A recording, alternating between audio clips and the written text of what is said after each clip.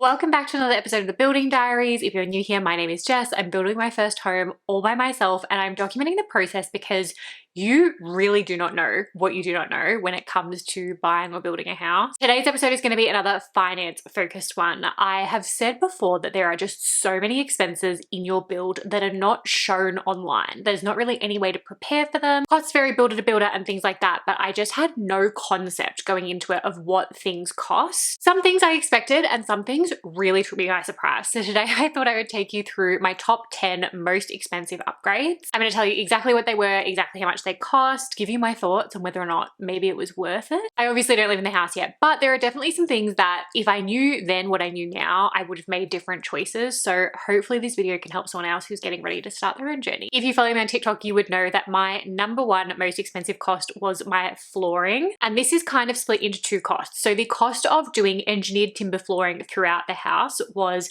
$16,640. But in addition to that, I actually removed carpet from all of the bedrooms. I wanted floorboards everywhere. That was, of course, an additional cost. So in my original PWC, I paid $2,215, and that was to replace the standard grade carpet with standard grade laminate. And then obviously the flooring cost then came on top of that once I upgraded to a higher category. I will say the flooring, beautiful. It is so gorgeous. It was one of those things where could you get a laminate or a different type of flooring and it would do the job just as effectively? Absolutely. Could I find one that aesthetically I liked as much as the one I chose?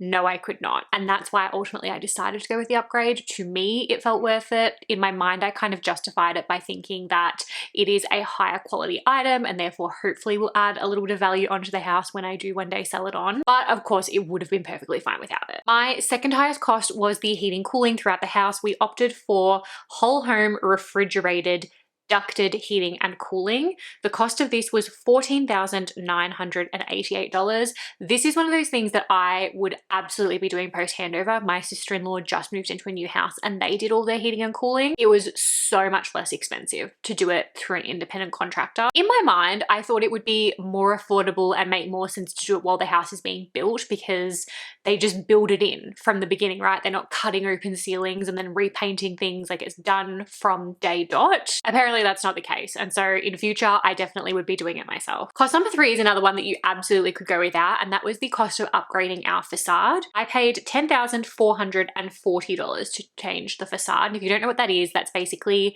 the design of the front of the house. If you think about when you drive in a neighborhood and every house looks the same, that is likely because they all have standardized facades. There is nothing wrong with that. They all just kind of look the same. The one we chose to upgrade to had rendering on the front. It had extra windows. All of those things, of course, become additional costs. I think street appeal is very important when it comes to resale value for property. So again, this felt like something I was happy to invest in. I also just like it aesthetically, and that's the truth of it. I picked one that I liked that felt like home to me. Absolutely something though that you could again go without. The fourth most expensive cost was putting a skylight into our kitchen. That was $7,080.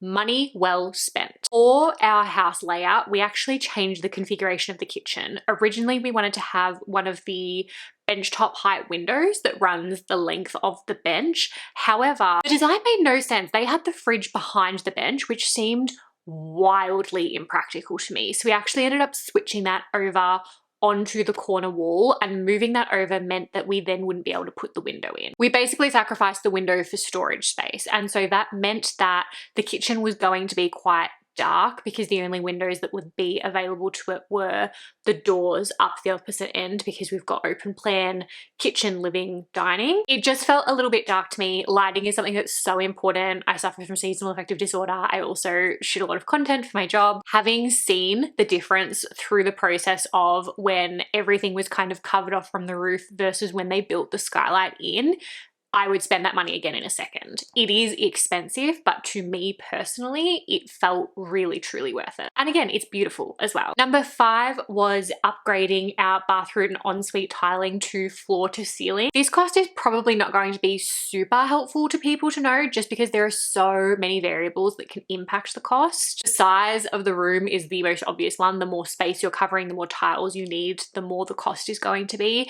The other thing is what category of tile you select as well. whether it's more expensive or more affordable. Total cost to do both of the bathrooms was $4,991, but again, that's really going to depend so much on your house. Very closely behind that in terms of price was number 6, which was increasing our ceiling height to 2.7. Again, worth every penny. I have a really small block, and so when you have a small block, I think the thing you need to do is maximize your vertical space. When it comes to storage, I think that when it comes to just the feel of the house, the size of the space, if you can't build out, build up. And while we didn't add a second story on, raising the ceiling height again just makes it feel so much more spacious. The house that we're renting currently has 2.7 high ceilings, and I noticed what a huge difference that made as compared to other houses we've lived in previously. There is an additional cost that I personally think you should factor in when you are raising your ceiling heights, but I will get to that at the end of the list. Kind of in the same vein, we did square set cornices throughout all of our living spaces. A square set cornice is basically just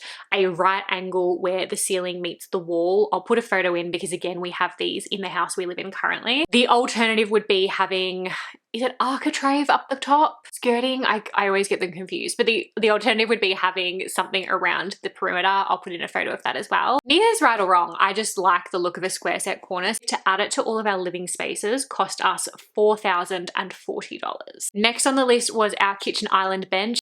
We increased the length a little bit. We also added waterfall edges. It just means instead of just having a slab across the top, we also have the stone going down either side. It's just an aesthetic choice. Do you need it? Absolutely not. I do think it is considered a more premium finish, and I personally just like it a little bit better. The cost of all of those things came to $3,790. The other thing that you need to consider when you think about that price is it will vary based on what category of stone you pick. Sorry, my camera just died. I don't remember where I was. I think I was talking about the bench and I was saying that it's going to depend largely on what category of stone you pick. I think ours was a 2 or a 3. I'll put it on the screen once I go back and look at everything. The categories of stone go up, and as you go up, so does the price. So it's really going to depend. Number 9, and this is a cost that I was not anticipating. We upgraded all of our lights to downlights, and that cost us $2,045, which is a lot of money. I don't know a lot about electrical stuff, but I am wondering how hard is it to just change a normal light to a downlight by yourself? I've got no idea. That's something I would probably research going in, because $2,000 is a lot of dollars. More dollars than it feels like I should be spending on lights. I'm also questioning it because I swear my builder said downlights are standard. I think I must have picked a slightly different version, which I didn't realize how much that was going to cost. Like, I think maybe like the tone of the light or the design of it or something is maybe a little bit different. I actually truly have no idea, and I wish I hadn't spent $2,000 on it. And then lucky number 10, this is the thing that if you are increasing the height of your ceilings, I think you absolutely should also spend the money on increasing the height of your doors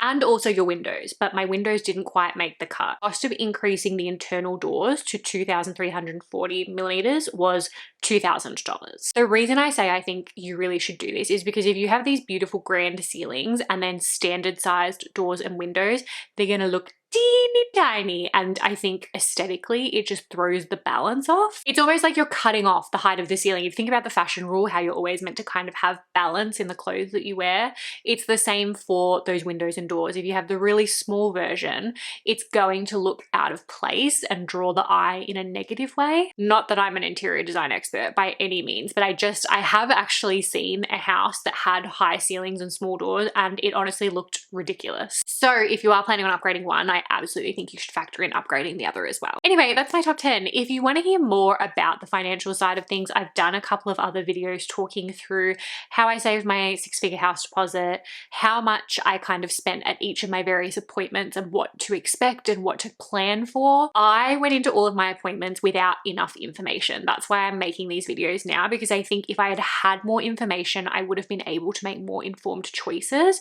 and I probably could have saved myself quite a bit of money throughout the process. Ultimately, do I regret anything I've done? No, I don't think I do. I'm so excited to move into the house. It's looking so beautiful. It's coming along really, really nicely. But I think anyone would want to spend less money if they could, and not knowing what a good price or a standard price for things is was something that I really struggled with, because I went to the appointment and all the prices were being quoted to me. I just had no concept of whether or not I could do something more affordably, like the heating and cooling. Had I known that I could save thousands and thousands of dollars, of course I would have opted to do it post handover, but You don't know what you don't know. Anyway, I hope this video was helpful. If you've got any more questions about pricing of things or anything at all during the process, definitely pop it in the comments. I'll do my best to either get back to you or to make a whole video on the topic if enough people are interested. Also, if you're not already, definitely follow me on TikTok and Instagram. I've been documenting the build process. I've been showcasing behind the scenes of each of the stages and also just making quick little videos answering questions that pop up here and there as well. Oh, and subscribe if you haven't already, and like the video, do all the good things. I feel like an old school YouTuber when I say that, but it really does help. Thank you guys so much for watching, and I'll see you next time. Bye.